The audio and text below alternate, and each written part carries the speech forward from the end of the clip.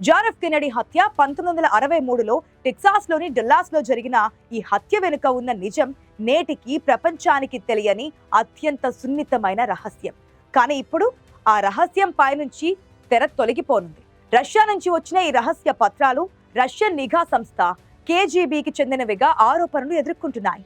ఈ ఫైళ్లకు అమెరికన్ రాజకీయ చరిత్రనే కదిలించే సామర్థ్యం ఉందని విశ్లేషకులు భావిస్తున్నారు. ఈ నివేదికల ప్రకారం జేఎఫ్కే హత్య వెనుక అంతర్జాతీయ కుట్ర, కొంతమంది అమెరికన్ రాజకీయ ప్రముఖుల పాత్రలు ఉన్నాయని తెలుస్తోంది. ఈ ఫైళ్లను బహిర్గతం చేయడం అనేది ట్రంప్ రాజకీయ వ్యూహానికి పుతిన్ పంపిన మెగా ట్విస్ట్. ఈ హై ప్రొఫైల్ డ్రామాకు మరింత పదును పెడుతూ అమెరికా కాంగ్రెస్ మహిళా ఎంపీ అనా పౌలీనా లూనా ఇటీవల సోషల్ మీడియాలో ఒక సంచలన ప్రకటన చేశారు. జేఎఫ్కే హత్యపై రష్యన్ రాయబారి తయారు చేసిన నివేదిక హార్డ్ కాపీ నాకు అందింది అని ఆమె పోస్ట్ చేశారు.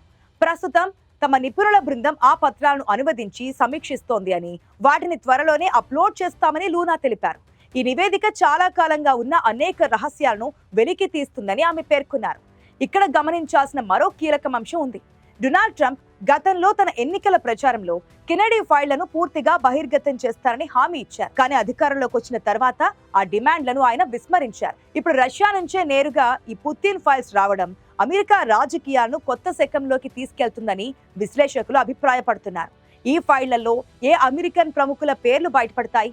ఈ చారిత్రక బాంబు అమెరికా రాజకీయ ముఖ చిత్రాన్ని ఎలా మారుస్తుందో వేచి చూడాలి మరి.